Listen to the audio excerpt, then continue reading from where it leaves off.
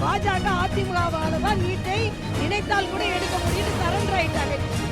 1.5 லட்சம் மாணவர்கள் நீட் தேர்வை தேர்வு செய்ததே திராவிட முன்னேற்ற கழகத்தின் தோல்வி என்று நான் சொல்கிறேன். முதலிடத்துல தமிழ்நாட்டை பார்க்க மாட்டார். உத்தரப்பிரதேசம் என்ன நடக்குது, மத்திய பிரதேசம் என்ன நடக்குது, மகாராஷ்டிரா என்ன நடக்குது கேட்பாரு. இப்படியே ஏதாவது நடவடிக்கை எடுக்க வேண்டும் என்றால் நாங்கள் தான் எடுக்க முடியும் என்பதை அவர்கள் இன்று சொல்லாமல் சொல்லிவிட்டார்கள். இல்லை, இதுல நீட் தேர்வுக்கு பல இடங்களில் இது எந்த விதத்திலும் காப்பி அடித்து அதன் மூலம் நன்றாக படிக்க மாணவர்களின் சீட்டுகள் தவறான நடவடிக்கைகள் உள்ளவர்கள் மூலம் பறிபோய்விடக்கூடாது என்ற எண்ணத்தில் ஏற்படுத்தப்பட்டது. ஆனால் மாணவர்கள் இப்படி உதாசீனப்படுத்தப்படக்கூடாது, துன்புறுத்தப்படக்கூடாது என்ற எண்ணம் எனக்கும் இருக்கிறது. இதில் யார் தவறு செய்கிறார்கள் என்றால், இங்கே உள்ள அதிகாரிகள், அந்த பரீட்சையை நடத்துவதற்காக நியமிக்கப்பட்ட அதிகாரிகள் தவறு செய்கிறார்கள். வேண்டுமென்றே ஒரு உயர்ந்த பரீட்சையை இப்படிப்பட்ட சில நடவடிக்கைகளின் மூலம் அதன் புனிதத்தன்மையை கெடுக்க வேண்டும் என்பதற்காகவே சில பேர் இப்படி நடந்து கொள்கிறார்கள். ஆக இது தடுக்கப்பட வேண்டும். ஏற்கனவே மாணவர்களுக்கு அறிவுறுத்தாகிவிட்டது. அவங்க அறிவுறுத்தலின் பேரில் தான் அவர்கள் வருகிறார்கள்.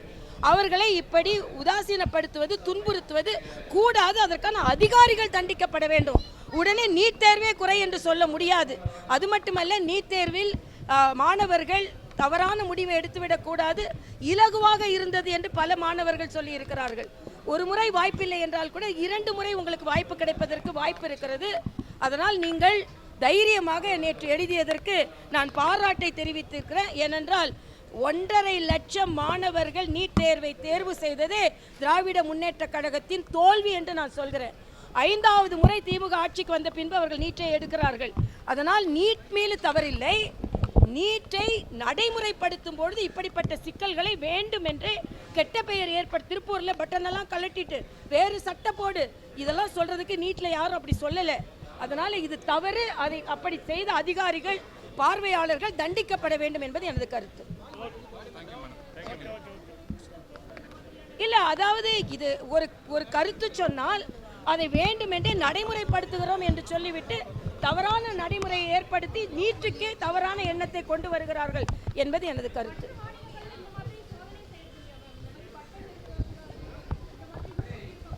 இல்ல, நான் நம்ம மாநிலத்தில் நடந்ததான் நான் பார்க்கிறேன். எல்லா இடங்களிலும் அதுக்கான வழிமுறைகள் கொடுக்கப்பட்டிருக்கிறது. அதை பின்பற்றி தான் மாணவர்கள் வருகிறார்கள்.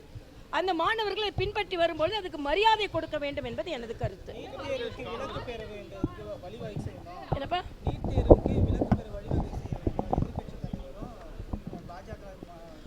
ஆகா, இதை நான் வரவேற்கிறேன். ஏனென்றால் முதல்ல சரண்டர் ஆயிட்டாங்க எங்ககிட்ட. ஏன்னா இவங்க தான் சொன்னாங்க திமுக வந்தால் முதல் கையெழுத்து நாங்கள் போடுவோம்னு சொன்னாங்க. அப்புறம் கோடி கையெழுத்து வாங்கி நாங்கள் நீட்டை நீக்குவோம்னு சொன்னாங்க. இப்போ எங்களால் முடியாது, நிச்சயமாக முடியாது, பாஜக அதிமுகவால தான் நீட்டை நினைத்தால் கூட எடுக்க முடியும்னு சரண்டர் ஆயிட்டாங்க. இதுவே பாஜக அதிமுக பலம் பொருந்திய கட்சிகளாக மாறி வருகிறது என்பதற்கு அண்ணன் மா சுப்பிரமணியம் அவர்களே ஒப்புக்கொண்டார்கள். நீங்க என்ன சொன்னீங்க? நாங்க வந்தா நீட்டை எடுப்போம்னு சொன்னீங்களா இல்லையா? இப்ப நீங்க வந்தாதான் அதுல ஏதாவது நடவடிக்கை எடுக்க முடியும்னு எங்க மேலே அவர்கள் சொல்வதே எங்கள் மீது நம்பிக்கை வந்து விட்டது. வருங்காலம் எங்களிடம்தான் தமிழகம் இருக்க போகிறது. அப்படியே ஏதாவது நடவடிக்கை எடுக்க வேண்டும் என்றால் நாங்கள் தான் எடுக்க முடியும் என்பதை அவர்கள் இன்று சொல்லாமல் சொல்லிவிட்டார்கள். இது எங்களுக்கு வெற்றி. அதாவது ஓட்டுநர் மீது வழக்கா இல்லைன்னா அவரை துரத்துனவங்க மீது வழக்கா? அவருக்கு தெளிவா சொல்றாரு, துரத்துறாங்க கொஞ்சம் பேர், அதனால தான் ஓட்டுநர் வேகமா ஓட்டுனாருன்னு. காவல்துறை எப்படி செயலாற்றி கொண்டிருக்கிறது என்று நமக்கு தான் தெரியும். காவல்துறையோட சிசிடிவி எப்படி இருக்கு, நம்ம இங்கே ஆம்ஸ்ட்ராங் கொலை வழக்கில் என்ன மாதிரி நடந்து கொண்டு இருக்கிறது. அதனால் சிசிடிவி கேமரா வச்சு மட்டுமே இவர்கள் துணை கொண்டு இவர்கள் இது குற்றங்களை நிரூபிக்க முடியாது. ஆதீனம் சொல்கிறார் அவருக்கு கொலை குற்றம் அவர் மேலே சுமத்தப்பட்டது, அவரை கொலை செய்வதற்கு முயற்சி செய்தார்கள் என்று சொல்கிறார். அவர் சில அடையாளங்களையும் சொல்கிறார். முதலில் அதை கண்டுபிடிங்கள் என்று நான் சொல்கிறேன். ஆக அவர் மட்டுமல்ல, இன்னைக்கு தமிழகத்தில் யாருக்குமே பாதுகாப்பில்லை. பள்ளி குழந்தைகளுக்கு பாதுகாப்பில்லை, பெண்களுக்கு பாதுகாப்பில்லை. அதனால் முதலில் காவல்துறை அதில் கவனம் செலுத்த வேண்டும் என்று நான் கேட்டுக்கொள்கிறேன். இன்னொன்று, இன்னைக்கு காங்கிரஸை சார்ந்த உத்தரப்பிரதேச மாநிலத்தை சார்ந்த காங்கிரஸை சார்ந்த தலைவர் என்ன சொல்றாருன்னா, ரஃபேல் விமானத்தை என்னைக்கு பறக்க விட போறீங்க? என்னைக்கு விளையாட்டா பறக்க விட போறீங்க? என்னங்க விளையாட்டா இருக்கா? இந்த நாட்டோட பாதுகாப்பு உங்களுக்கு விளையாட்டா இருக்கா? மிக தவறான எண்ணம். இதே ரஃபேல்ல நீங்க எவ்வளவு கொள்ளடிக்க முயற்சி செஞ்சீங்க. கொள்ளடிக்க முயற்சி செஞ்சுட்டு இல்ல கொள்ளடிக்க முடியாது என்பதை பாதுகாப்புக்காக மரியாதைக்குரிய பாரத பிரதமர் அதை வைத்திருக்கிறார்கள். ஆனால் நீங்கள் இவ்வளவு ஏளனமாக பேசும் அளவிற்கு நாட்டின் பாதுகாப்பு இல்லை. முதலில் அவரின் பேச்சை காங்கிரஸ் தலைவர் சோனியா காந்தி கண்டிக்க வேண்டும், கார்கே கண்டிக்க வேண்டும், ராகுல் காந்தி கண்டிக்க வேண்டும், எல்லாவற்றிற்கு மேலாக தமிழக முதலமைச்சர் கண்டிக்க வேண்டும்.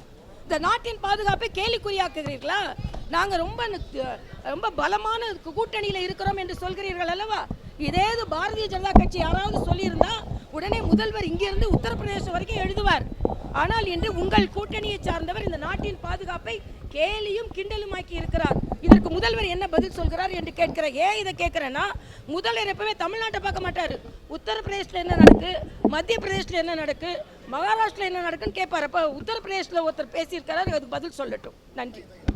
இதுபோன்ற செய்திகளை மேலும் தெரிந்து கொள்ள எங்களது யூடியூப், ஃபேஸ்புக் மற்றும் ட்விட்டர் ஆப்களை சப்ஸ்கிரைப் செய்யவும்.